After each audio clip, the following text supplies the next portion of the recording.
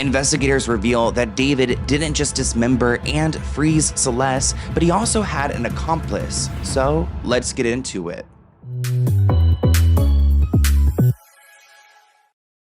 Now that David has officially been named a suspect, we're starting to get some of the disturbing details on what he did to her, and this gets graphic. Now in the beginning, there was debate on whether Celeste was dismembered or not, and now we have confirmation that she was. And it seems like Celeste's body was in such bad shape because she had been stored in a freezer for months. This report says that her body was found in the Tesla decapitated with her arms and limbs cut off.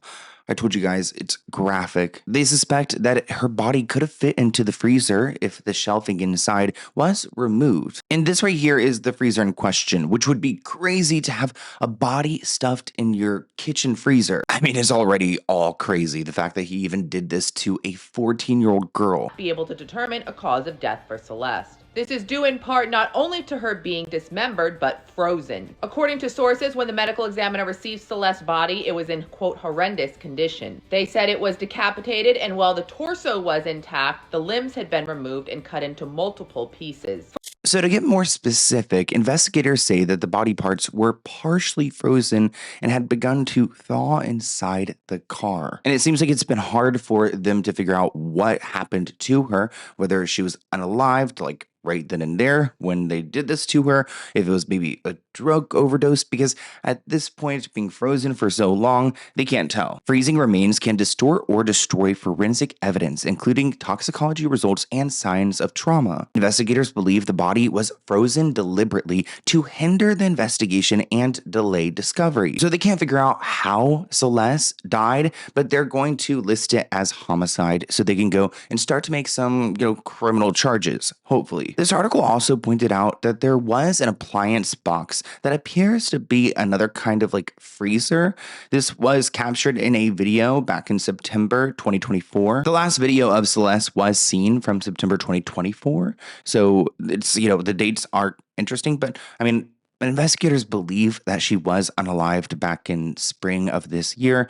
So I don't know why he has this freezer here. Maybe he had a plan. We're also learning that they're not going after just David. They're going after a second suspect as well, who I believe must be Neo, his right-hand man. And I believe Neo's been there every step of the way. David took a trip to a remote area of Santa Barbara in the middle of the night last spring and spent several hours there. Authorities don't believe Celeste was ever they didn't dig a grave and try to bury her out there, but they believe her body was dismembered there. One theory is that David and an accomplice, who is also a suspect, may have taken the body there, dismembered it, and then returned it to LA, where it sat in a freezer for months. So then why wasn't her body just left in the freezer? There are theories that David was no longer staying at the house because he's on tour and other people would be staying there. They could possibly discover the body, and maybe he thought he could get away with it by trying to, set it up in his Tesla, make it seem like it was possibly stolen, which doesn't really add up either because the Tesla was left so close to his home. It seems like he wanted to get caught. So investigators believe that this other suspect had been there before, during, and after the teenager's death. Now, the man did not reveal who he knows as the second suspect, but at the end of the interview, he was asked, hey, is it a male or a female? Can you tell us that?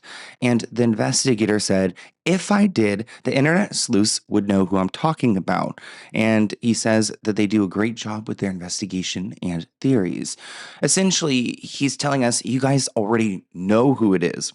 Neo. Somebody else says it could be his friend Asia, but I believe it could be Neo. I mean, I do believe Asia knew something. Some people suspect that maybe Asia had turned on Neo and could have possibly, admitted to what she knew. In my opinion, it's 100% Neo. Asia and the other girls snitched 100%. As soon as they started posting and interacting with people about it, they became witnesses. Someone should tell Neo that he can't have lip fillers in prison just to watch him panic. Okay.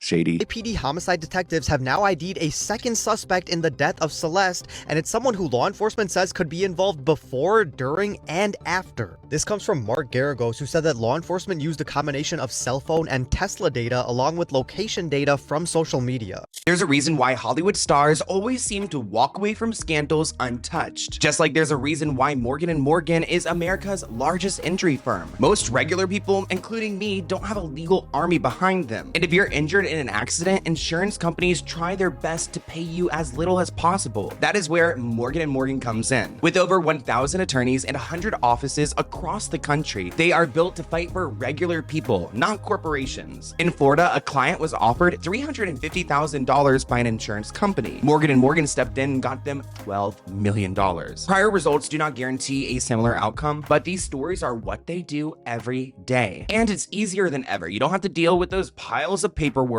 You also don't have to pay anything up front. You could even start your claim right now within minutes by using your phone. You could get started by scanning the QR code on the screen using your phone's camera. Remember, the fee is free unless they win. If you ever find yourself injured, then check out Morgan & Morgan. Again, you could start your claim today by scanning the QR code or visiting the link in my description below. It's fast, it's simple, and it could change everything. Now, it looks like David's mansion is about to hit the market, so people can go and move into there if they wanted to.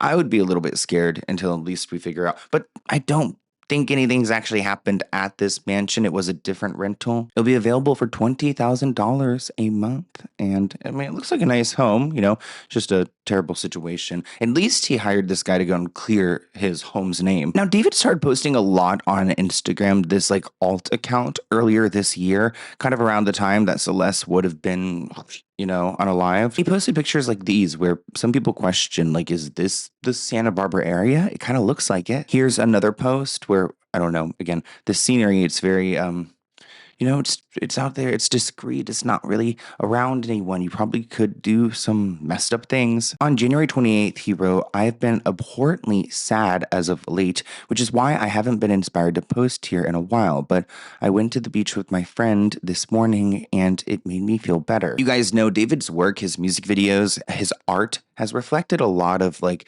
this case and his relationship with Celeste. Some people believe that David is like implicating his friends and people who were involved in this art, kind of like showing to people who would be aware of Celeste. Like, I do wonder who in this friend group knew what had happened. I mean, I guess Neo knew that there was a body in the freezer, and I'm sure him and David were probably allegedly conspiring to figure out what to do next. Somebody said Neo is definitely involved. He just looks like the type of guy who would have had no issues chopping up a body. Him and David's relationship is weird. I don't think David has the guts to do it alone. Now, there are some people saying that this is a photo of Celeste and Neo together, but it is not confirmed. Some people say it's not Celeste, like the Celeste we're talking about right here. But again, David and Neo were so close. There's no doubt in my mind that if there's another suspect, it's him. He was there every single day in question, even the day when the Tesla was abandoned. Neo was a very close friend of David's. They were seen everywhere together, so much so that people thought that they were more than friends. This comment reads, "Everyone who defended David is real quiet now. I'm waiting for Stephanie So." That's so funny. Shout out to Stephanie So, Rotten Mango.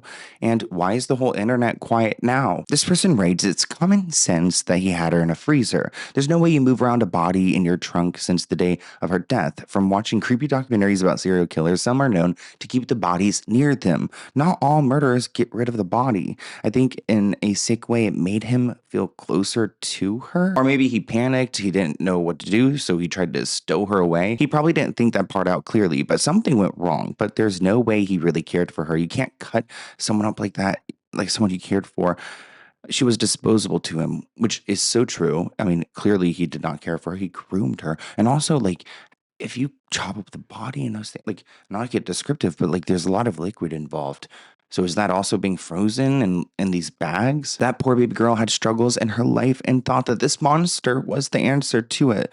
Monster is the perfect word for him. There's been a very disturbing update in the Celeste and David case. It's been revealed that before Celeste was found in David's Tesla, she had been refrigerated. Also, the state that police found Celeste in was absolutely horrifying. There was dismemberment done to Celeste that was so extreme that police had problems telling if she was a boy or a girl at first. Now, police have determined that when she was put in the Tesla originally, she was frozen and she was basically left in there to thaw out. As of right now, David has not been charged with any crime, and his lawyer has denied any request for comments. Now, there are some people on Reddit questioning, where's David? Like, is David still around? Is he still alive? Like, will we ever get answers? Which is a good question. I mean, will we see David in handcuffs? Will we see a mugshot? When will we see something go down? There is something else I want to share with you guys. This is not a verified report, but there are some people saying that David had another underaged girl that he had a relationship with. This is a photo of them two in one of David's rental properties. I remember seeing this text message float around early in the Celeste investigation. People were thinking that this was to Celeste, but supposedly it's to this second victim. David pretty much saying that I can't be with you just yet because you're too young. It's not legal. And just to show you guys, you can see in these images, here is a photo of David's bedroom in the rental. And there are the same details of the photographs. The ceiling has a skylight. So whoever this was there, but I don't know who it is. So they're saying it's a minor. That's why I want to put it at the end of this video. And supposedly this is another photo. We don't have anything uncensored, but it looks like there's a pattern here. I want to hear what you guys think in the comments below. I feel like this story just gets sicker and sicker. And I don't know why, but I never even considered like her body being stored in a freezer. I mean, it makes sense why she could have been dead for so long. And I'm a little bit relieved that the medical examiners, they're not just like, you know, gaslighting us. Like, they really did have to take their time because he destroyed her. And he's got a first class ticket to hell. And I'm curious to see when there will be an arrest. But what do you guys think in the comments below? And I'll see you in a new video soon. Bye, guys.